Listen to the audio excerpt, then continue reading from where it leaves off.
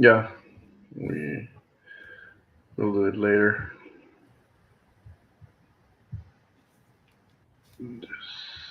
Notice. Okay, ladies and gentlemen, dame in gospodje, my guest tonight is a very interesting guy who lived probably the majority of his life in South Africa, and now lives in Poland. Brian Anthony, he runs the Hussar Radio. Brian, would you please be so kind as to introduce yourself to our Slovene audience and to probably also some Croats or Serbs could be watching or something like that. Hi, Brian. Absolutely. Hi, Brian, and thank you for accepting my invitation. Absolutely. Aleš, thank you so much for having me on. To be honest, today is the first time that I'm actually speaking to a person from Slovenia.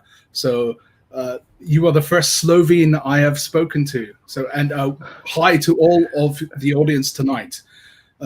I'm a South African. I was born in South Africa. I was a small boy when apartheid ended. I didn't understand the changes. My childhood was very idyllic in South Africa. And as I got older, I came to realize what a big swindle happened in South Africa. Whites didn't even fight for their country. They were betrayed by their leadership. And when I was younger, I moved out of South Africa in my 20s, and I relocated to Europe, first the UK. I learned many things there in the UK about politics just from observing and reading the news regularly. And currently I'm living in Poland. I set up the Hussar project mainly because I got banned. When I was on Facebook, I would get in a comment section. I would try be as logical, as honest as possible. I would try to approach conversations in good faith, and routinely I got banned. And I thought, to hell with being banned. I'm just going to start publishing. If I publish, I will be able to find platforms where I do not need to self-censor. And this is where I am currently. I love South Africa, and I dream of a day that I can return to an independent South Africa for white people. Do you have honest hopes about it? Yes, I do. And I think if we look at what happened with the Taliban, we can see that if people are willing to wait, if people are willing to struggle for the long term, then they can overcome great adversity. And in history, it's not just the Taliban. There have been many other groups of people who have not had their independence. They fought for it, maybe over centuries, and eventually they were able to get their own homeland. So whites built most of South Africa, and they deserve a place under the sun. So I am quite hopeful that something can happen in the future. I'm speaking from the point of view of a naive Middle Europe guy who was told that Nelson Mandela was a basically mythical figure, and South Africa was a country where they suffered from apartheid, and then this mythical figure Nelson Mandela came out of prison, and everything was over, and South Africa became a happy country. Let's start from this point of how I was and how many Slovenes and Europeans were probably informed or misinformed about South Africa and its history and so forth. Please. Yes. Yeah, so I think all of us are coming to the realization how important media is in shaping people's perception. So there was a massive media campaign internationally against white rule in South Africa. And apartheid is a very interesting study at what is possible politically to sort of keep a homogeneous area for whites. And what happened was, we can maybe look at some demographic figures later on, but the white population in South Africa was almost like 50-50 at a certain time in history. And very quickly, the black population grew and grew and grew. And eventually, whites understood that if they carried on, they would disappear as a group of people. And they set up the apartheid system. They set up many homelands. Many of the different black groups in South Africa actually are connected to a specific geographical region. And even today, you will find, for example, Zulus on the east coast of South Africa, where ancestrally they've been for a long time. You will find the Venda up in the northeast. So even today, you can show a South African a map, and if they know their geography, they're going to be able to tell you what population group probably stays in one area. And what the apartheid government did was they basically said, you're going to have great autonomy in your area as a black tribe, as one of the different black tribes, and we're going to help you. And what happened because of apartheid was whites helped build schools. They created something called Bantu education, which was different from the education white people received. It was more realistic in the biological differences between the groups.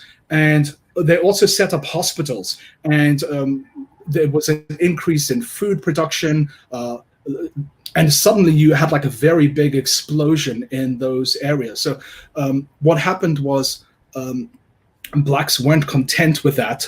Maybe the Zulus, their project, their homeland in KwaZulu-Natal was actually thriving compared to some of the other places.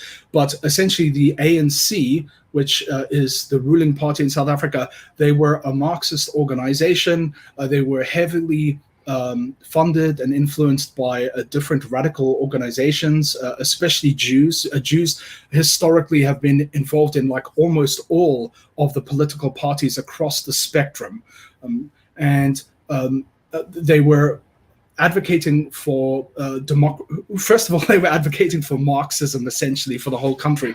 But yeah, they were. And I can't believe it. Sorry. Are you surprised? Yeah. So also the Soviet Union was also funding lots of like liberation organizations in Africa. And what happened was eventually Nelson Mandela was released because some people in the National Party, the white party, they actually cucked in a big way, and they started negotiating with the ANC almost like 20 years before the fall of apartheid, and they sold our country out. And I think many whites sort of think Mandela's the greatest guy because he didn't do full Marxism in South Africa, but he moved South Africa to like a neoliberal position politically. What about the history of Nelson Mandela? Okay, from my point of view, I was born in the 80s and I grew up in the 90s, where it was for the first time I heard about Mandela and South Africa, and where he was presented as this great Gandhi type of guy, or whatever, Jesus Christ's second coming or something like that. What was the history of Nelson Mandela being imprisoned in South Africa and during the apartheid? Yeah, so the ANC was sort of like the political front, but they were affiliated with other terrorist organizations. And basically, there were lots of bombings happening around South Africa.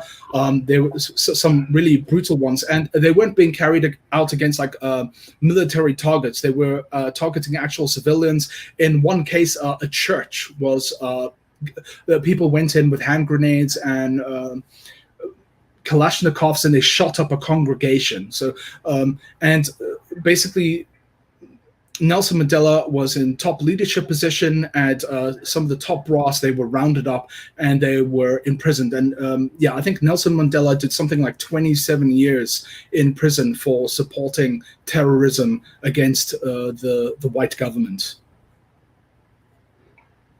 Do you think they prepared him for the liberation in the beginning of the 90s? They probably did, didn't they? As this coming out as a South African universalist political figure that would make whites and blacks love themselves and each other again. How do you understand this? Yeah, so that's a great question. And again, South African elites have always been approached by foreigners or foreign governments and given training. For example, many people think about Cecil Rhodes, who was the great imperialist of the British Empire, as being someone who was doing great things for white people in South Africa and throughout Africa. But if you look at the early life of a man like that, he was funded by the Rothschilds, and he was like sort of doing the investments, and he was running the project to annex the republics that the Boer people had set up. And if you look throughout South African history, from guys like President Smuts, they were all schooled and sort of tutored and took under the wing by these international groups. And the ANC had lots of training in various places, including Russia. So Russia had, as part of their training, ANC members. With some of them, I know they were even trained in Israel. So certainly there were different groups and organizations training the ANC. I believe a lot of South Africans went to go train in, and I'm speaking about black leaders of the militant groups in, I believe, Vietnam. They were speaking to like the Viet Cong and stuff like that. So they were learning terror tactics. What happened was not all the black population were interested in actually doing revolutionary change in South Africa. And the ANC sort of learned this tactic. If you start doing terrorism against your own people, it will have the effect of frightening most of them into submission and getting on board with your political project. So it wasn't just that the ANC and those military groups were carrying out attacks against like white civilians, but they were also terrorizing their own population. You know, what's the current situation of the whites or the different white tribes, if I may say so, in South Africa? So I would say demographically, you can see what's happening. The population of whites is going down. I think almost 1 million white people have fled the country to move to other countries, mainly English-speaking countries of the Commonwealth, like the UK, Australia, New Zealand, and other places. I would say we're very dejected. We're leaderless. There is no political party, there is no NGO that is actually standing up and saying, look, historically, you had your own area that you didn't get by doing genocides or anything like that. You built these republics. They were taken away because of the minerals under your ground for rich capitalist mining owners. And you have a right to the land. Like this whole project, you weren't represented by the government that gave your power away. So I think people are very dejected. However, things are starting to break down in South Africa in all aspects. Our roads, our electricity grid, our education standards, our postal service, you name it, like any sort of nationalized industry is decaying so quickly, whereas under apartheid, they were functioning very well. And whites had like a very high standard of living. And because things are becoming so desperate, a lot of young South Africans are asking themselves, like, where do we go from here? And some of them are really beginning to understand that the dream of the rainbow nation in South Africa, it wasn't the gay nation, but it was the idea that like all the races, all the different tribes in South Africa would live and work together. And they're realizing that this was a lie. It was a lie before, like they signed the agreement, and it's still not going to work in the future. So that's where we are in South Africa. Matthias Praninshets asks, does white population in South Africa still speaks Afrikaans? Absolutely, they do. So Afrikaans, I believe, is spoken by roughly about 60% of all white South Africans. If people don't know what Afrikaans is, it's a special language that develops specifically in South Africa. It's sort of a combination of the settlers and the people who were stationed in the Cape Colony, namely being the Dutch, the French, and the Germans. Linguistically, Afrikaans is a Germanic language. If someone speaks Dutch or Flemish today, it's very intelligible. I think you could actually do a conversation where you understand maybe 80% of what the other person is saying. So it does exist today. English is sort of like the second language. So maybe like, 40% of the population, of the white population, speak English. And probably most people who speak Afrikaans as their first language know English to some degree as their second language. What about international community, global community, whatever that is, Western civilization? Have the whites from the South Africa been able to even talk to this community in the sense of being able to present their own interests, their own preferences in their own homeland, or has it been futile till now to talk to the international community about the problems whites have in their own home? Yes. Okay. So I know there have been some schemes. One of them was to sort of lobby the European Union for the resettlement of white South Africans back into their original country. So if you can trace your ancestry to the Dutch or the Germans or the French, which may be like more complicated because those people interbred, and they created like the Boers who tracked into the country and created their own country away from colonial powers. That's what's so incredible about the white South African Boers is that they moved away from the colony and they created something. So you do have those voices who are trying to repatriate white South Africans, but for Boers, it's not such a good solution because they have, in some cases, they've literally worked like hundreds of years on a piece of land, and now you expect them to give up their way of life and give up like everything that they built. So I don't think that's a very good solution. Then there are some organizations, for example, like Saatlanders, which are trying to promote security for white people, but they don't have any good vision for the future of whites. Like they're solely focused on defense, and they don't have a vision. They don't say white people should be able to have their own state. So actually, if you think about representation, there is no organization which is saying whites had a country and they should have a country in the future. So in that case, we are a little bit alone. However, I think, for example, people do get in contact with South Africans. Like there was that documentary that Lauren Southern put out about homelands, and a lot of people learned about how bad things are in South Africa. And of course, South Africans in the diaspora, they will tell other Australians or New Zealanders about what life is like in South Africa and the terror and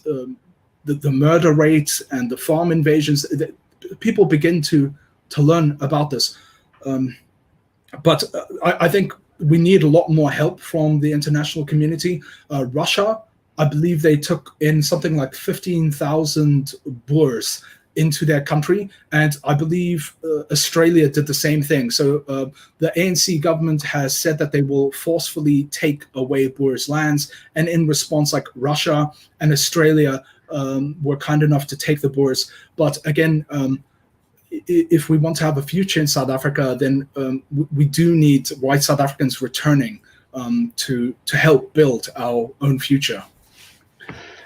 Tell me honestly, I've been speaking to this so-called mainstream right-wingers that would go on say such things as right-wingism is basically classical liberalism and so forth, and they would also go around saying it's not about racism in South Africa, it's about socialism.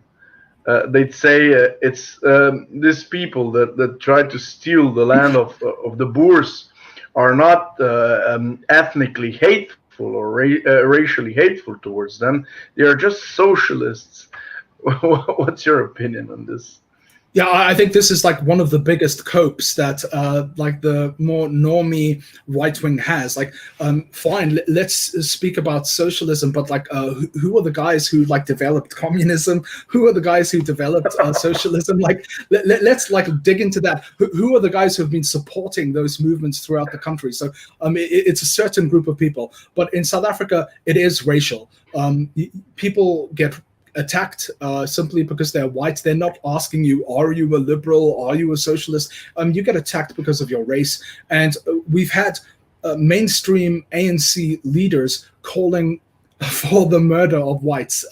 We've had, I think, President Zuma singing Umshumi Wam, which means like, bring me my machine gun. And this is after whites handed over the country. This is when blacks already had power. You've got a guy like Julius Malema who says like, we won't kill white South Africans yet. At least for now, we won't do it. We will slit the throat of whiteness. So conservative normies, right-wing normies may say that it's really about socialism. It's about communism, guys. But that's not how non-whites see it. And I would bet the same in America and other countries where there's a lot of different races. It is the tribe that's obviously being related to the party, the political parties across the political spectrum in South Africa. Is the tribe using this ethnical hatred between whites and blacks in order to steal the natural resources of South Africa? Is there anything about this, or is this also just this normie economical thinking that we mentioned before? This is a fantastic question.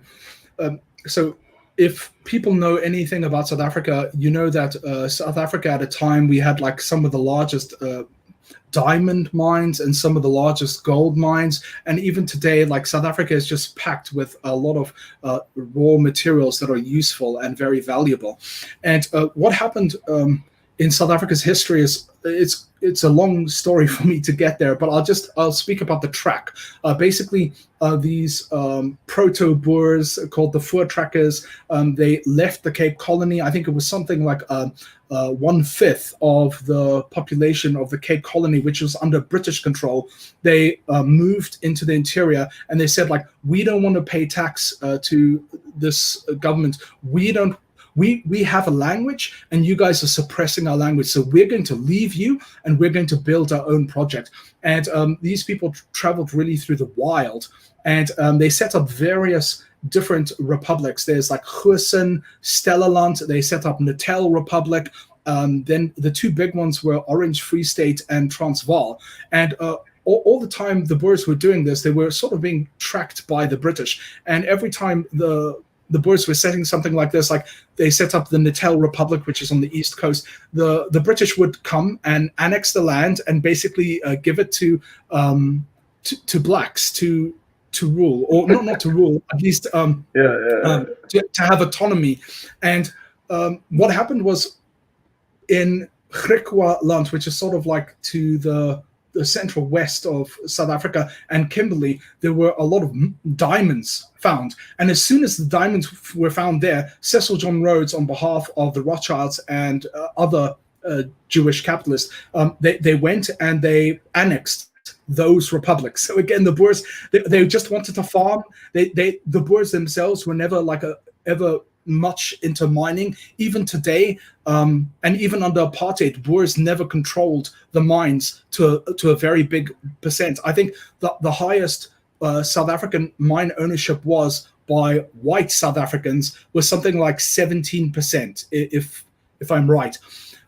So anyway, eventually gold gets discovered in the Transvaal Republic, and all of a sudden you've got all of these Jewish capitalists flooding into the Transvaal, and then you get the British building this case, and the British keep on saying, look, this is your republic, like we signed the papers, but like we need democracy for miners. We need democracy for miners.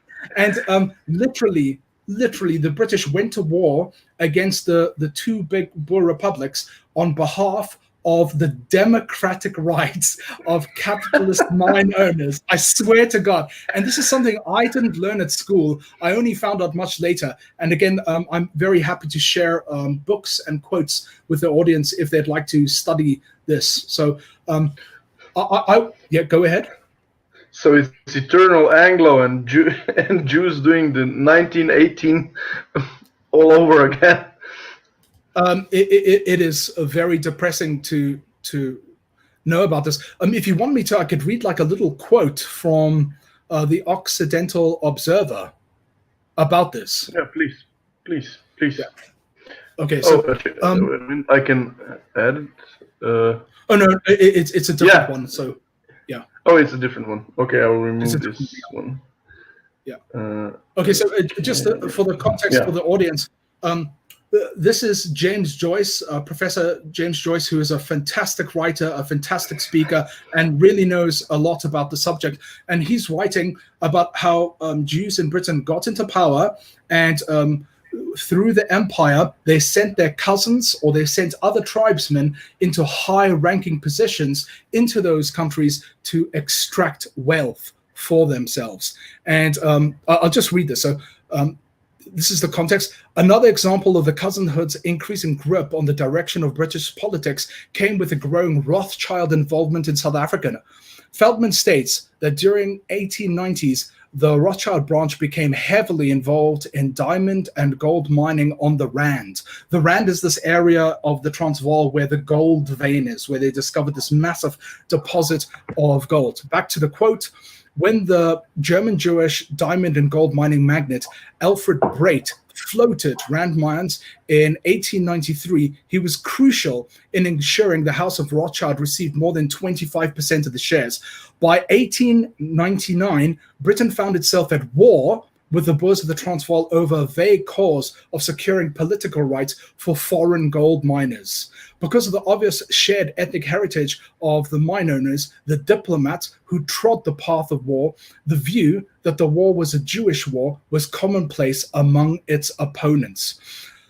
This opinion was reinforced by the fact that one of the conflict's earliest supporters was J.H. Hirsch, chief rabbi in South Africa. Hertz would later be rewarded for beating the war drum by being appointed to no less than the position of chief rabbi of the British Empire.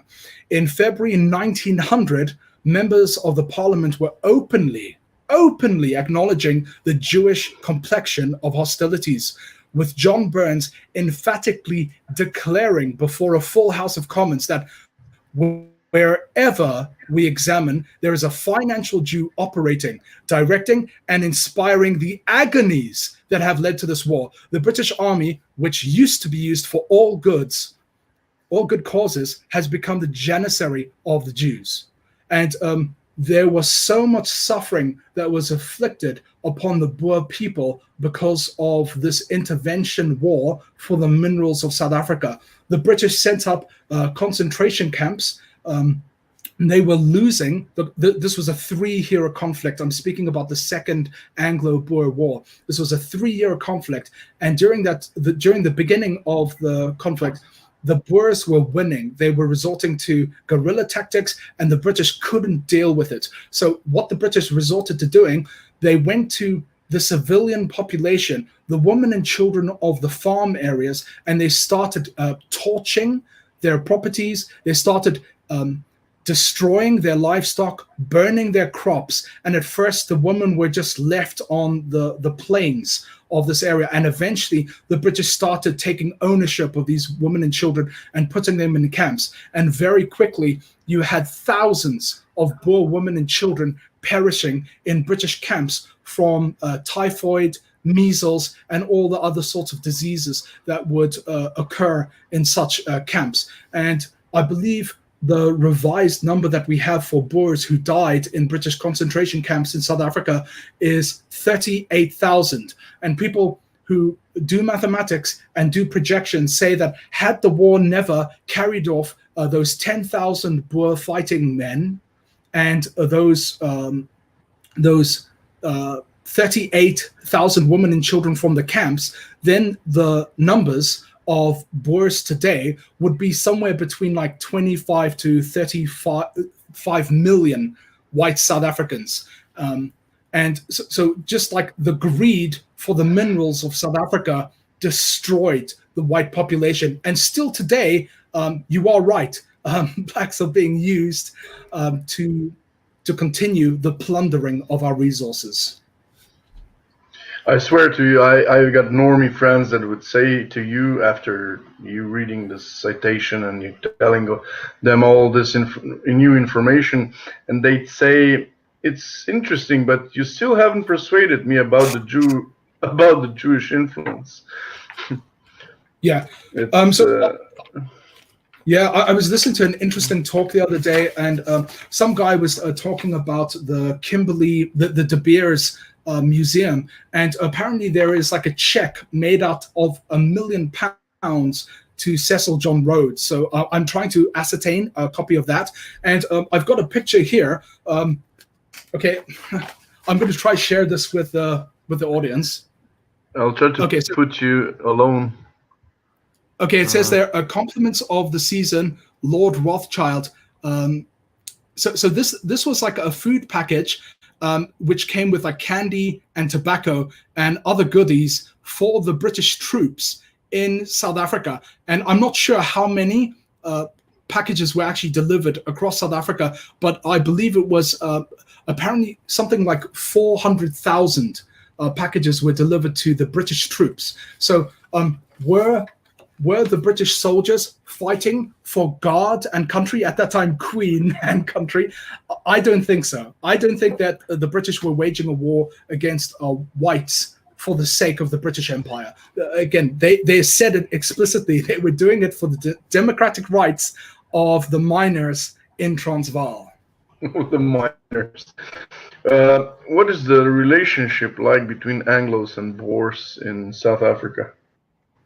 Okay, so we need to remember that when the British ruled the Cape Colony, there were English settlers that arrived in the country. So there is a historical group of people in South Africa who are Anglo and they speak English. And the Boer War really caused like a big schism. There was already a schism before. If you think about the time before South Africa, the Dutch and the Dutch were fighting many different wars against the Anglos. So there was already a long feeling of distrust against the Anglos. As a child in South Africa, I always went to English-speaking schools. And when we played sports against schools where the boys or the boys were Afrikaans speakers, they hated us. Okay, so there is a strong hatred. However, what I would say is that anyone who has these strong feelings against the Anglos who are South Africans now, I would say think about like who did this. Was it the individual like British soldier who did this, or the people who actually sent the ships and sent the armaments and sent the horses and also employed all resources from the outside? Again, there were even like Indian troops that were brought over to help. There were lots of blacks deployed in the Anglo-Boer War against the Boers. So I would say think about who inspired all this this terror upon the Boers. Should we shortly at this demographical statistics before we go on to Jared Taylor and Michael Jones? I'll just sure. Okay. Sure. So I just like to say that many people ask, like, why did South Africans, why did they set up like this system of apartheid? And again, there were racial exclusionary laws before apartheid in South Africa, so it sort of developed out of that. And I'm just going to read you what D.F. Malan said, first of all, about apartheid. D.F. Malan was one of the early presidents, and he was of the National Party. The National Party, when they started out, they were very good, and they were pro-white, and they did pro-white things in the country. So this is his quote: "The choice before us is one of two divergent courses, either that of integration, which would in the long run amount to the national suicide on the part of whites, or that of apartheid, which professes to preserve the identity and safeguard the future of every race, with complete scope for everyone to develop within its own sphere while maintaining its distinctive national character." So this idea of national suicide, this can be demonstrated in the demographics. And today, whites are somewhere between 7 and 6% of the population, and that number is still continuing to fall. So there's no doubt that when D.F. Malan spoke these words, he was observing what was really happening. Also, note that D.F. Malan understood that there were other people in the country and that they should have their own space. So I think any white South Africans who want their own nation, their first objective is to have their own place. But what about the other people? Well, there are those historical homelands, and I know that somehow it could be possible that the races could have their own area under the sun. South Africa is a very big country. Okay, so I'm just coming to the demographic figures here. So here is a graph that I would like the audience to look at. And in 1868, it was revealed that almost 1.1 million of the population existed in the country. 50% of these people in South Africa were white. 50% of South Africa was white. 50% were non-white. They were black or colored settlers. Okay. In 80 years, the European population of South Africa, it dropped from 50% down to 25%. That is a massive drop in only 80 years. And then look at this. By 1948, blacks are now almost 80% of the population, while whites are just over 20% of the population. And today, the white population, like I said, is between 6 and 7%. So was D.F. Malan right about national suicide of white South Africans? Yes, he was. Was apartheid the best way to deal with it? To be honest, whites did have a very good life under apartheid, but there were things that worked against white people. Ultimately, I think the National Party should have been very aggressive in trying to develop the homelands for white South Africa that was completely independent for whites. And perhaps they could have worked towards something where blacks also got 100% autonomy and were actually given like a nation status for the different tribes. Today, we've got 11 official languages. We've got all these different tribes. And right now, in the ruling party of the ANC, there is tribal warfare. So it's not like this rainbow nation has brought peace to all the different blacks. And it certainly hasn't been good for white people. Okay. I see there's one question here about... this is Boris Gaspar. Yeah, I saw the question before about Orania. Wait a minute, I'll just find him. Boris Gaspar. I missed your Yeah, I missed the earlier conversation. However, what is the state of the Aranya community? What is the news of their situation? Okay, so Aranya, for people who don't know, is sort of like an enclave in South Africa. I believe before white people handed over power, there was some documentation and agreement that white people could set up something like this. So Aranya operates as a place for Afrikaners, and to get into Aranya, you need to have the same religion, the same language, and essentially this means like white people. Aranya is a very positive project in my eyes because like white people are actually building something. They're able to build farmlands. However, I heard that it's quite expensive to become a resident there. And if you think about all the whites who have fallen into poverty in the new South Africa, they need an ark. They need a place where maybe they can stay in a rural area where they've got employment and can live with dignity, have a family, have a house. And I'm not sure if that's all available to normal white South Africans in Aranya, but I still think Aranya is a good project. They're building something positive for the future.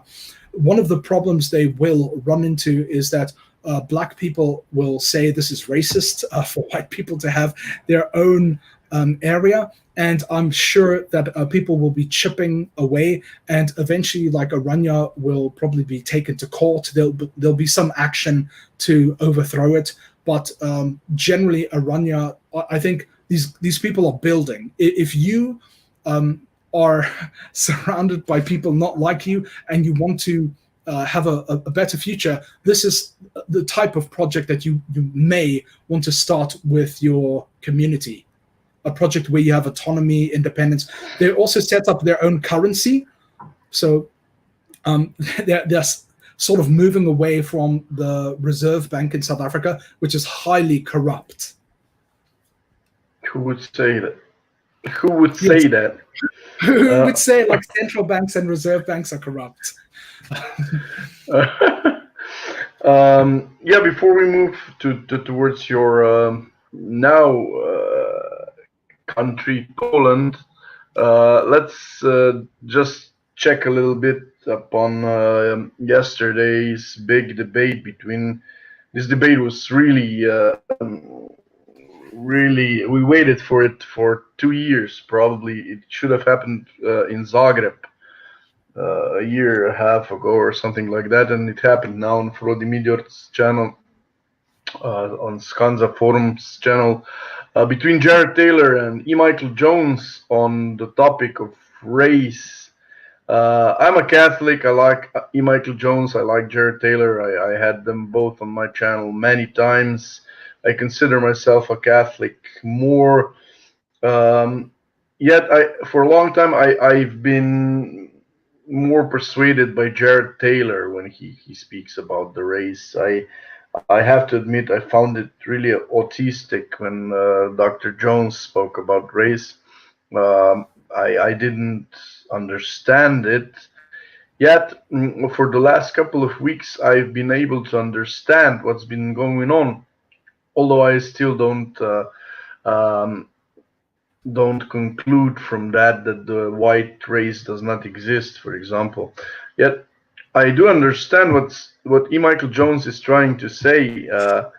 It is that Anglos and European Jews are using this we're all whites about Europeans theory to dismiss other Europeans, to dismiss other whites, or to even make them guilty of the deeds they themselves did.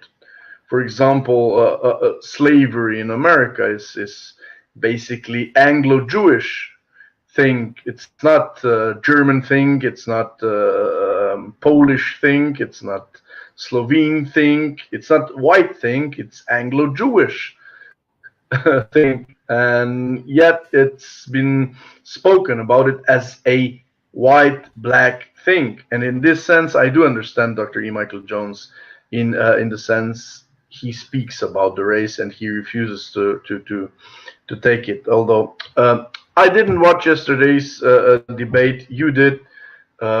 please a short resume and So, your opinion.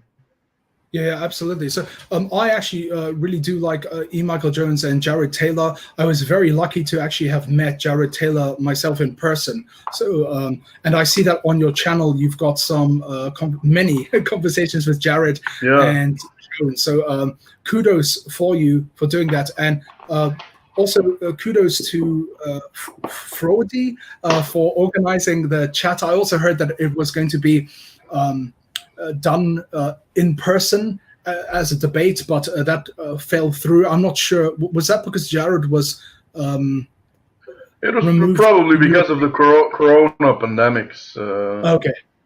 Yeah. Not because Jared was banned from Poland. Yeah, he was banned from the Schengen zone. So, but okay, so I actually missed like the beginning of the debate, but I did catch like the middle, and I caught like some of the questions. So first of all, the framing of the debate. Jared, as far as I know, is like a materialist. Like, if you ask Jared, like, is the evolutionist, he will say yes. If you ask E. Michael Jones, are you a materialist? He will say absolutely not. So immediately, like when you have a debate where two people have completely different philosophies that don't acknowledge or accept the other position, then you can't really have a good debate, I think. So that's my first observation. Then I would say I'm similar to you. I think Jared Taylor is correct. Like a race exists. It's something that can be measured by DNA tests. It's something that our eyes can perceive. If you show me someone who is a Nigerian, I can tell you he's not a European. Okay, it's something that we can observe with our eyes. And Jones, on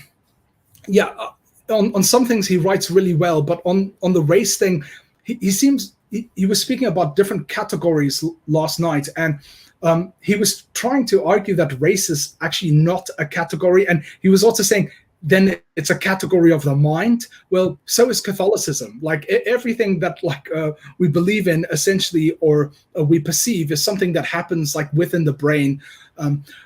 Jones also said that the mind is not the brain. Now, I understand that there's a distinction between mind and brain, but again, this has to do with E. Michael Jones's position that there's something more than material. So I would say that the mind is actually it's out of the brain that the mind can even exist as something. So what else? Jones said something about the Flynn effect. He was saying that because Jared was pointing out that there are regular, predictable differences in IQ between different races, Jared is wrong because of the Flynn effect, because like we can notice some changes. And I think it's sort of like irrelevant that IQs can change. Like Jared never stuck to the position that IQs are static, but so I thought that was a very weak argument by Jones. And I know Jones is very good on the Jewish question. And one question that Jared had for Jones was, why do some Jews weaponize blacks against whites, and other Jews are working to say that race is not a category? And I think Jared Taylor maybe hasn't heard of the kosher sandwich. The kosher sandwich is the idea that there may be opposing ideas that are held by the same group of people, and maybe it doesn't seem clear to you, but they're still working to the same ends. If Jews weaponize blacks against whites, like in BLM, this group, Jews, are still winning. If the Jews convince whites that race is not a category and whites believe it, Jews are still winning. So this is something that I think someone needs to take Jared aside, and they need to tell Uncle Jared very respectfully, there's something called the kosher sandwich or the kosher bakery. Yeah, the Jews working in two seemingly different streams, yet achieving the same goal. Interesting. Yeah, I think that I'm not pretty sure because I haven't gone in depth into what Dr. Jones says, but I think it's probably he's Aristotelian. Um, he probably thinks in Aristotelian terms against Darwinistic terms, and Aristotelian or Thomistic in Catholic sense terms are in my opinion only prima facie not compatible. That they could be compatibilized, but as I said, I had to watch the debate, and I'm although Also, yeah. I can also say one thing that's quite interesting about Jones is like he doesn't have like a very strong position on what Jews are. He knows a lot of history and he knows a lot of acts that this group has done, but he doesn't seem to understand anything genetic about this group. And people who do study genetics, like they can tell you that there are different Jewish communities, and that, for example, the Ashkenazi, they do have some European admixture, but they also have like Semitic admixture. So he was sort of asking Jared, like, what are Jews? Are they white or not? And if they are white, then you can't say that race is a problem because whites are the biggest problem then. So I think someone again needs to take Jones by the hand and explain to him like the biological explanation of what Jews are. Like, of course, like they are a religion. There's various different sects of Judaism. Some of them are secular, but they do have a common ancestry, and it can be measured. Yeah, and the Jewish revolutionary spirit he talks about is basically can be reducible to Judeo-globalism. It doesn't include the Zionism. Zionism is not a part of Jewish revolutionary spirit, basically, because he would say that what he's talking about is not race. It's interesting question. What would he say about the Jews? What are they? Are they ethnicity? Well, I think Jones believes that they're white, and are they white? The answer is partly. Like Jews, at least Ashkenazi Jews, after the destruction of the temple, they were spread out through the Roman Empire. And of course, like what happens if you're a merchant man, you move to like Sicily and there's no other Jews, like you will take an Italian bride. So I think if we measure Ashkenazi differences in like maternal and the maternal line, we'll see that there is actually more European maternal line in Jewish ancestry than paternal. Yeah, I think Jones needs to think about this question. It's also interesting how Jews themselves classify their group. So I'm sure everyone is familiar with the fellow white meme in America. So, Jews seem to like swing. Like if it's in their interest to pretend they're white, they will do it. And then when Black Lives Matter comes knocking at their door, I'm not white, I'm Jewish. So they will sort of do the kosher sandwich thing again with race. Yeah, we whites we really did bad with slavery thing, and then when they come for them, no, it's not us, it's them. It's Anglos. Yet Anglos happily helping the fellow whites all the time against other whites that don't exist. Okay, that's enough for the debate. Let's go on to your home country now, Poland. Poland is a part of a project, if I may say so, called V4 Visegrad, and it's been presented by, at least by the mainstream right, as a white conservative right-wing Catholic hope. Is it though?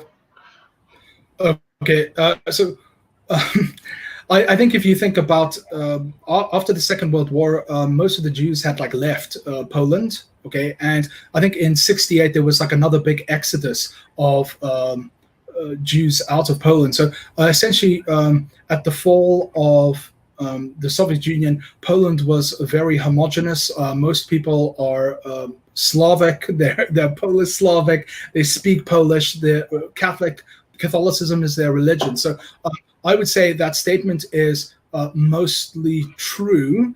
And however, if you think about a country like Ireland, Ireland was Irish, it was Catholic, and very quickly everything changed. And I would say that Poland is in danger of going the same way that Ireland did. Yeah, it's this embracing globalism, capitalism, and in the same time claiming that you're a sovereignist, that you're a nationalist, that you want to stay Polish and white and so forth. Yet you don't see the problem with open borders and with economical freedom in all senses. Did you have that in mind? Well, from what I see, Poland, the ruling party, PiS, they started like 20 years ago, and they're, as far as I can see, like some of their priorities at the beginning were to reverse or at least put a stop to the selling out of property and companies, which the Civic Platform Party had been doing under Donald Tusk. So that was a very revolutionary plan. Also, the PiS government wanted to remove people who were in power, who carried over from the regime when the Soviet Union still existed. So in Poland, there are still, I believe, maybe some judges who are carried over from that time period. And the PiS government believes, and I think rightfully so, that these people aren't good actors. They may have lots of experience, but they came from this period of time where they're tainted with communism. So they have worked to remove these judges, and the European Union and all sorts of democracy organizations have been very angry at the PiS government for undertaking this. The PiS government have been largely socially conservative, so they've been promoting family values as far as I can see. They've got some schemes to try grow the demographics of Poland. There's something called 500 plus, which they brought in themselves, which is quite interesting because they're branded as a conservative party, but they did big benefits for families. So like if you speak to any Polish libertarians, like, oh my God, PiS is a communist party. They want to give money to families. Families have to compete in the market. Yeah, what are you talking about? Yeah, it's always funny to hear libertarians like going after PiS for doing good initiatives like helping out families. So there's 500 plus. Every child that you have, you will get 500 zloty. And there are some payments for stationery. Education is essentially free. So I think there are some good schemes that the PiS government has introduced. I don't know how much of a good consequence it has had statistically. Like I think the numbers for the demographics are still not at like 2.5 or 2.2 or where it's not like at replacement level yet. But when I walk around Krakow, where I am, I see lots of women who are pregnant or either pushing prams. So I think they're on the right track. There's things that I think should be done. For example, housing needs to be controlled much more aggressively, and housing needs to be made cheap and loans need to be made cheaply available to married couples. So there are some things that are still missing, in my opinion, here in Poland. Polish married couple, because I have to tell you this story. It's been spoken about Hungary also, that they had this similar family politics where families would be motivated by the state to have as many children as possible. And then we have this party in Slovenia. It's the biggest and probably the only party in Slovenia that's called SDS. It's the party of our current Prime Minister, Janez Janša, and it's basically a social democracy, a left-wing party that's always been presented to the Slovene audience because of the Overton window being pushed towards the left so far as a right-wing party. And they wanted to copy Viktor Orban's policies about motivating families. Yet there's a tiny little problem with Slovenia copying these policies, because Hungary and Poland are ethnically homogeneous, very ethnically homogeneous. Slovenia is not ethnically homogeneous anymore. This is ridiculous, but when we were in Yugoslavia, where communists wanted to make a mixture, a mixed nation out of Slovenes, Croats, Serbs, and so forth, we remained ethnically homogeneous. Yet when we stepped into the so-called free markets, capitalism, independence story, Euro-Atlanticism, NATO, EU, and so forth, we're not a homogeneous country, ethnically homogeneous country anymore, to the extent that they don't allow us anymore to count ourselves in the sense of. So you may not racially there's not racial categories for the census. No questions. When they count the Slovene, they don't ask anymore of which ethnicity you are, of which religion you are. It's only which citizenship you have. It's Slovene, and you can be an Arab and a Jew, and we don't have. And we're not ethnically homogeneous, and if you apply these policies to Slovenia, it'll only be gypsies and for foreign ethnicities that would take this motivation from the state. That's a speculation, but probably.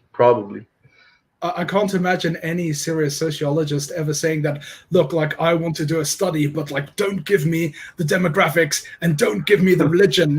I'll be able to figure it out by myself, or it doesn't make any sense. I heard France is exactly in the same position. They also don't count for that. But Steve Saylor wrote a really fantastic article about possibly working out how many babies were born in France because of special testing that they do for people of African descent, and the numbers are shocking. They're really shocking. So there is some reverse engineering that you could do with other numbers to maybe guesstimate what the population may be. I didn't. Yeah, go ahead. Yeah, I wanted to ask you what we spoke about before we started about Poland and the influence of State Department and their biggest ally Israel on Poland. What's your opinion on this topic, and what's basically the truth about this topic? Is Poland under big influence of American State Department or isn't? Okay, so I had different sections here that I wanted to talk about, but one of them was the LGBT movement here in Poland, and this is highly sponsored and implemented by the U.S. State Department here in Poland. And How is the U.S. State Department doing this? One of the things that they're doing is they're making initiatives where you can win funding. I think it's like up to like $20,000 to do a project to promote LGBT awareness here in Poland. And it's not just that. They also fly homosexual flags from their embassy. So like the city where I live, I've seen the homosexual flag raised over Krakow. And the majority of Poles, like, they don't want this. Like, the majority of Poles, they are Catholic, and this has nothing to do with them. And then I also believe there are some organizations in Poland. There's one media company, Notes from Poland, which is sort of like a mainly Jewish media project. And I believe that this company actually gets part of their funding from the U.S. State Department. The chief rabbi in Poland says that he promotes this. So do other Jewish leaders. They say they stand in solidarity with this movement. So you can see you've got outsiders who are working to corrupt Poland on this issue.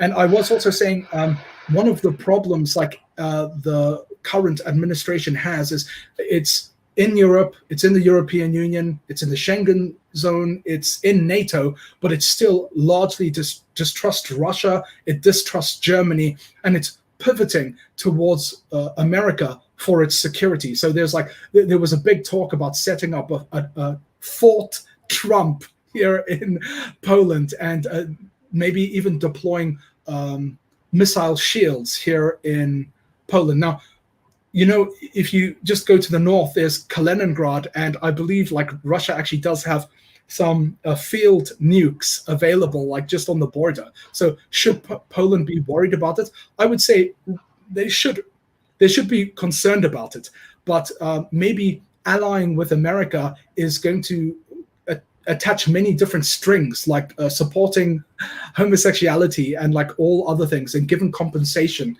to special groups.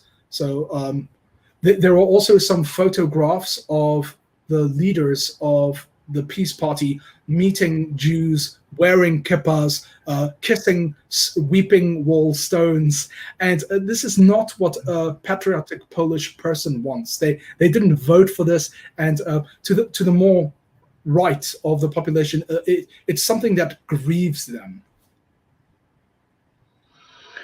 Yeah, it's probably similar to how the West, the so-called West, or probably just talking heads, State Department talking heads, criticize Muslims, for example,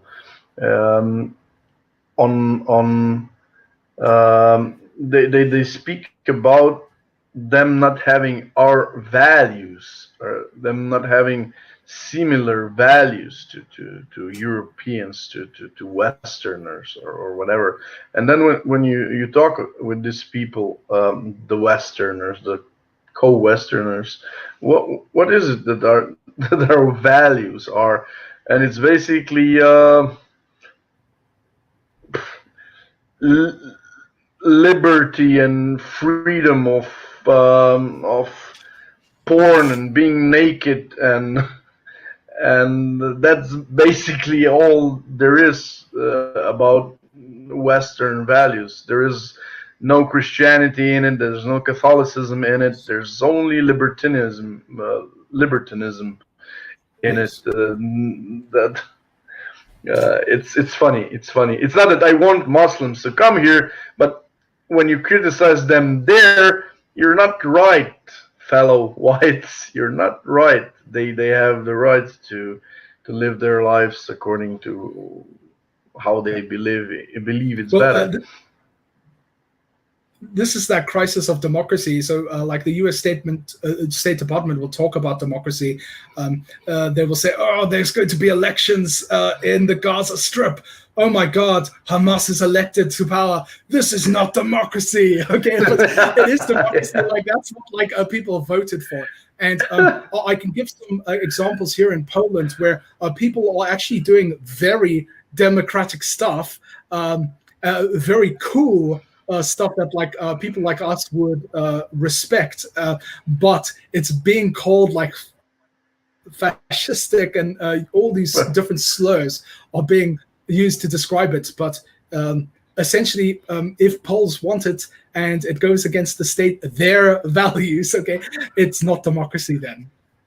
How's with Poland? And here in Slovenia, we had this little debate between right-wingers and mainstream right-wingers. Mainstream right-wingers are trying to persuade us we have a moral obligation to help our translators there in Afghanistan. Does the Poland have the same problem? They're bringing Go on. I think like the liberals in Poland are angry because Poland did make some agreements for these translators and different embassy staff to get sort of transfer or safety or visas to Poland, but they said you need to get to India to pick them up.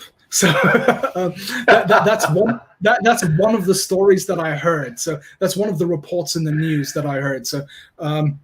But again, I don't think it's our responsibility. It's not our responsibility. Abortion ban. What's the?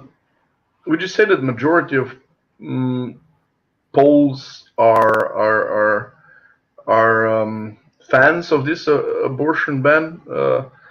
We've been talking about for that is interesting. So as far as I know in Europe, I was looking this up, and I think it's very small states. It's Andorra, Liechtenstein, Malta, San Marino, and the Vatican. Those are and Poland are states where abortion is illegal. Now in Poland, the government wanted to make it even more extreme because abortion is illegal. And if a woman is sick, however, and there is like a threat of her life ending during the labor, they can induce an abortion. So abortion is illegal, except like in some circumstances. And the peace government wanted to make it even more extreme and say that, look, like if a woman is facing death, we still have to respect the life of the child, and we don't want to force any Catholic doctors to have to perform an operation like this, a procedure like this. And so what happened was a lot of women got very vocal. And again, I don't think that it was necessarily grassroots. But they became very agitated. There were lots of protesters wearing disgusting hairstyles, saying the most vulgar things in public. And what happened was it started getting ugly because people began desecrating Catholic churches. And I think there were hundreds of Catholic churches that were desecrated during this time. There was vandalism, graffiti. And in response, some Catholic patriots they went and stood in front of their churches at this time, and there were some altercations. So it was a very horrible experience. The Polish government hasn't pushed that, and it hasn't become law. But it shows you how these topics like babies' rights, you will get a lot of conflict, maybe artificially, if you try to push for it. But it's a wonder it even passed. That they were able to pass it. I can't even imagine that any party in Slovenia or anywhere else in the world would be able to pass such a law. And so just to clarify, abortion was illegal before, and the new bill was to try and make it like a full ban, but they didn't pass that. So currently, abortion is illegal, but but a woman can have an abortion if there is evidence that she is risking her life in the labor. So it hasn't been passed fully. Oh, okay. Yeah. Okay. We went through South Africa, went through debate, Taylor. against Jones. Do we have anything else to say about Poland? Yeah, absolutely. There's some stuff that I'd like to tell you about. Great. So, one of the recent controversies is the Polish government is actually trying to reduce the percentage of foreign-owned media in the nation, which I think is really good. If you look at a country like Germany, they have percentages on which foreign nations, citizens of foreign nations may actually have media companies. Now, I think Germany needs to go a step further, if you know what I mean. Yeah, of course. Like the peace government have, I think in the news, it's been the TVN company which has been like in the firing line. Now, TVN has many different channels, and they're actually a subsidiary of the Discovery Channel. And the Discovery Channel, the CEO is a Jew. His name is David Zaslav. And if you're a Polish nationalist and you watch TVN, you're going to be coming away with like some serious questions, like, is this for the national interest? Does this promote our culture, our faith, like good civil behavior, respect for authority? And like Polish nationalists are going to come to the conclusion like it doesn't. Okay, it's working at like a different agenda. So the funny thing is that there are again women being used, especially at the protest, and they're shouting this like "Wolne media, wolne media," and "wolne media" means free media. And coming back to this argument about democracy, these people are saying it's undemocratic that the democratically elected government is trying to remove foreign ownership of their media. And it's actually very democratic to remove non-citizens out of the equation. If you don't understand that, then I'm not sure we can do for you. So it's going to be... Yes, go ahead. I bet this foreign media is also being subsidized by the State Department. It doesn't have to be, but it may be, and it's definitely not. I wouldn't say it's like building a good Poland. It's not working in the interest of like the average Polak. Yeah. But the libertarians would probably say that they are a private company. They have the right. It's the free market, yeah. Like monopoly. Yeah, it's the free market of monopoly. Like libertarians should spend more time looking at monopoly instead of like thinking of government. Like we do need to look at the corruption in governments, but libertarians have this blind spot of monopoly. The next. Yeah, go ahead. Yeah, no. Go ahead. So the next topic that I discuss is this S447 law. It's known as like the Holocaust restitution laws. And powerful Jews in America, they created a bill basically to get compensation of the Polish state on property that belonged to Jews before the Second World War. Now, there are some very big problems. First of all, Donald Trump, Zionist Donald Trump, signed the bill into law. So it's an actual law now that the US have. The US are basically saying pay Jews money to the Polish nation. Are saying to the Polish nation, pay Jews the money. US law says America first. America first. Yeah. Okay. Why didn't the wall get built? Well, there were a lot of things that were achieved like under Trump's presidency, but the wall was not one of them. S447, that was achieved. So anyway, coming back to this law, in European law, if someone doesn't have a will, if someone doesn't have any heirs or relatives like that, what happens is the property, the money, everything, it gets liquidated and it gets handed over to the state. And this has been like a very old, like legal practice going back to Roman times, and it's been very consistent throughout European history. Now, in Poland, if you can show that you are like an heir of a Jew who had property in Poland, there is actually a legal way for you to get property. Okay, so it's not like Poland doesn't make a way for property ownership for people who have a claim to the property. But the thing about the law is it states that all property needs to be compensated for, and the money will, first of all, they say it will go to heirs, and then second of all, they say like the money that doesn't go to heirs, it needs to go to Jewish NGOs and Jewish organizations. So yes, this is how egregious this law is. So Poland, like Polish Americans couldn't believe that this happened, and there were lots of Polish Americans protesting in America about the creation of this law. I think it would be very difficult to get this law overturned, but it's something now that American State Department has on Poland. Every time Poland does something America doesn't like, they'll pull out the law and say, look, where is this money? You need to pay this money to these people. And recently, the Polish government passed another law to try stop the corruption. And the idea is that any like court ruling about property that was done in the last 30 years can be challenged. Any court ruling on property that has been done in the last 30 years can be challenged. But anything earlier than 30 years ago, whatever the judge ruled in the case, that is a closed case, and a case cannot be opened according to Polish law.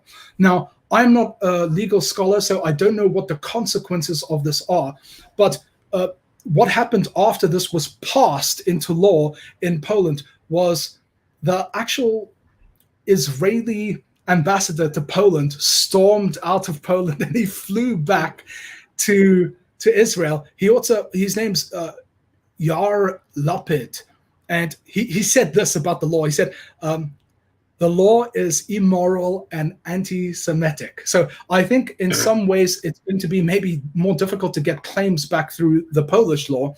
And like I said, I'm not a scholar, but I think if land belonged to a certain group and it was completely destroyed during the war, and someone or the council asked for permission to build, and there was a court ruling that they could build and develop and sell and rent, then those cannot be challenged and they can't be handed out as a compensation. So this is what I think will be the result of this. So it looks like the Polish government is in some ways trying to protect its flanks.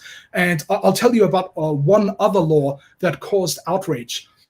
The Polish government proposed a bill to make it illegal to accuse the Polish nation of being complicit in the Holocaust or being complicit in any sort of war crimes during the Second World War. And now, if people know anything about Europe, you can't actually even speak about the Holocaust openly in 60 nations in Europe because it's illegal. Like, you will go to prison if you have a different narrative from like the mainstream narrative. So that's available for Jews. You may not like have a different view of history in Europe. You will go to prison for that. But as soon as like Poland tries to legally set up a framework to protect itself from Jewish defamation, Jews just went into complete kvetch. There were lots of newspaper articles like calling Poland an anti-Semite nation. So in the end, apparently Washington called Poland. Yeah, they called Poland on the day that they were going to make the vote for this legislation. And Washington apparently told them that they were forbidden from voting for this. So it just shows you that Poles in their own country in some ways don't have equal rights to Jews in other nations. It's incredible. Yeah, I have an anecdote too. I once had a conversation on Twitter with this journalist, Nenad Glücks. He's probably of Jewish descent. I don't even know. And I asked him, I really sincerely didn't know anything about the Holocaust, the epistemology behind the proofs and so forth. And I sincerely asked the question, what is the best evidence for the Holocaust to have happened? I mean, we have to have the strict the strictest epistemology about it, so that when we present this evidence to the people that doubt it, we can always say, okay, if you don't believe these, then you don't believe in anything about history. So I basically said that we have to have the best possible evidence. And he wrote an article about me that I'm denying the Holocaust, and he wrote to Israel embassy in Vienna, and it went crazy. Yeah, he went crazy. Yeah, so a Jew went crazy. I think like any European who enjoys history will say history is something that needs to be studied and encouraged. Like people need to like go and like find source material. They need to do research, and it's very suspicious that we cannot do research or publicly speak about it in Europe. So if I want to be a denier of the Battle of Waterloo, nothing's going to happen to me. No one's going to write an article about me, or no one's going to try and imprison me. So it's very interesting that like a foreign group has power in European countries, and why is that? Like, why is that the case? I'm interested to know. Okay, so I think that was most of the stuff I wanted to say about Poland. I'll just quickly mention something about immigration. So, like I said, Poland was very homogenous. Most people speak Polish, but after the coup in the Ukraine and the war that followed because of the coup, you had lots of Ukrainians like flooding into Poland. I've been to the immigration services here, and I just noticed lots of people from the Ukraine were applying to get their visas and stuff like that. And I know that the Ukraine is very economically depressed. There's many bad things happening in that country. There's a lot of foreign control of the Ukraine. So you do sympathize with these people. I've met lovely Ukrainians myself here in Krakow, but there's more than like 1 million of them. And again, historically, Poles and Ukrainians have had like very violent encounters, even like massacres of civilians. Like, and some of those massacres are not so long ago. They're still in the collective memory of Poles. There's some very dramatic films about these massacres. So for the long term, I don't think it's a good idea. Like, we don't know what's going to happen with such a big population.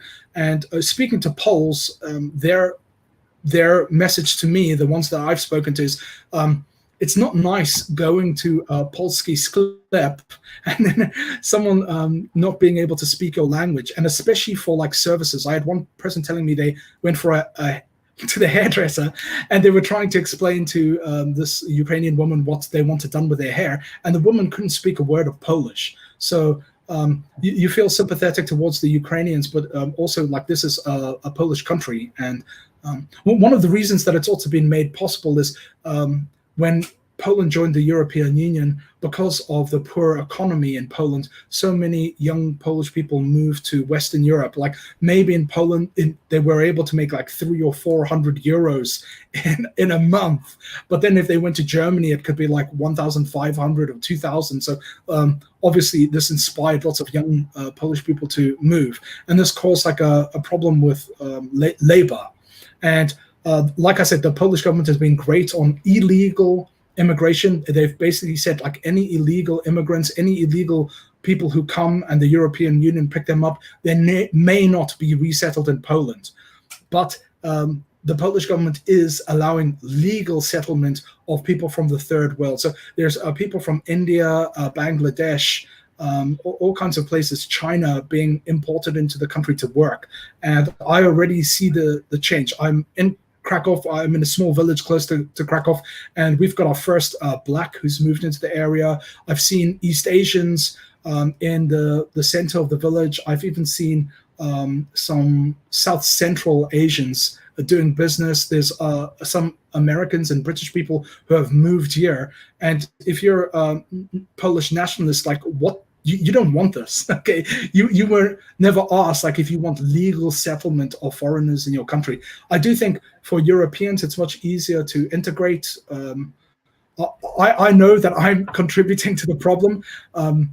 So there will come a day when I need to go back to South Africa. But yeah, I'm very fortunate to be here in Poland, and I don't want Poland to change. And I do notice it's changing. When I first visited Krakow in 2010, for example, when we were going on public transport, there were people doing the sign of the cross at every church that we pass. And there's so many churches here in Krakow, and it's very beautiful to see something like that. And I've noticed on the buses before COVID, this is something that has disappeared almost like in 10 years. Like I wasn't seeing people doing the sign of the cross. So as Netflix and the American State Department get their claws into Poland, then I see there will be a crisis in faith. Fertility will probably be depressed more unless there's some sort of like a nationalist revival. A lot of people in the West look to Poland and Hungary as like sort of burning beacons of nationalism for white people. However, I would say Poland and Hungary are probably in a very similar situation to Ireland before things changed very rapidly there. Yeah, we have the similar situation here in Slovenia. The so-called mainstream right-wingers would be the most successful in bringing as many Albanians and people from Bosnia here. Although they say we're against illegal immigration, and sometimes even they will say, "Oh, this lefties." They are pro open borders. They want so many foreigners here, but yet the main cause of demographical boom of Albanians and Bosniaks here in Slovenia are the right wingers, the mainstream right wingers, with the argument Slovenes don't want to work here for such small wages, and they go to Austria. They'd go rather to Austria or to Germany or wherever in the world where they can work for bigger wages, and or they would take some social subsidies or something like that. And these Albanians come to Slovenia and they are prepared to work for 4,000 euros very hard and so forth and so forth. This is basically the same story everywhere in the Europe and even in the V4 as you described it before. Yeah. Sadly. Yeah, you're absolutely right. Here in Poland, it's the same case. Like the conservative government has done such an excellent job in keeping illegal immigrants out of Poland, but legal immigrants, like that's their project. And I'll tell you about my time in the UK. The Conservatives in the UK, they also made these promises. They told them, we know that there's a lot of immigration into the UK, and if you vote for our party, this is something that we're going to deal. We're going to restrict immigration. And Theresa May was a foreign secretary, and she was making these promises. She became eventually the prime minister of the UK, and under her leadership, immigration, third world immigration, exploded. And then you've got guys like David Cameron saying that he longs for the day that the UK will have a Muslim prime minister of the country. I swear to God, this is on record. Then you've got guys like Boris Johnson speaking about democracy for people in Hong Kong and saying that the British government is going to issue visas for up to 3 million people from Hong Kong to resettle in the UK. Who do our governments represent? Certainly, when it comes to immigration and demographics control and fertility, they do not represent us. And like you say, it's across the board. Why is this happening? Yeah, we know why, but we still wonder why. I'm amazed. I'm even angry about it. Doesn't it make you angry when you hear this? They don't think with our minds. They don't ask us. They know better for us, or they don't even think about us. They just think about this globalistic idealism of themselves they're being infatuated with or whatever. or they're being paid for it. I'm still not quite sure if they're just naive or paid for it or both. What's your hypothesis? Well, like I said about South Africa, we don't actually have any leadership who's representing us. And I would say that this is probably true. Like in Poland, like I mentioned, there are very good things that the peace government have done. But like on immigration, they're destroying like this. Like they're doing a great job on fertility. Like there's more they could do, like I said. Now, my idea is, if you look at America, I came across the National Justice Party, and in the Netherlands, it's like Identiteit Nederlands. And both of these political parties, and maybe like the Irish National Party, these are three political parties that I've come across in recent years that I'm actually very impressed by. Like I'm impressed by what they say and what they promise to do. And the people who run them seem, to me at least, to be genuine. So I think there is a very strong hunger from Europeans to have the message that we want our country for ourselves. We want better conditions for housing, for marriage. We want non-European values out of our country. We don't want foreign ideas, foreign populations being forced upon us. And those platforms are very popular.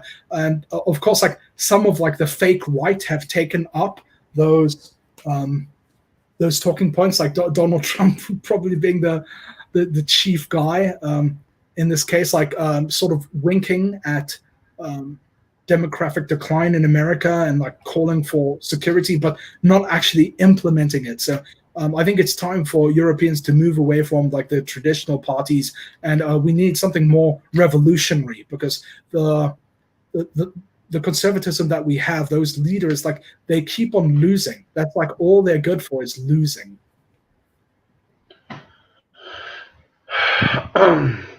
Brian, any final thoughts for tonight? It's been a great stream. Please.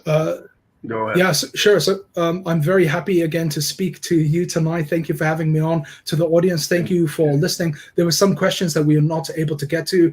Someone speaking about Khazars in the chat there. I've seen some genetic studies that seem to disprove that.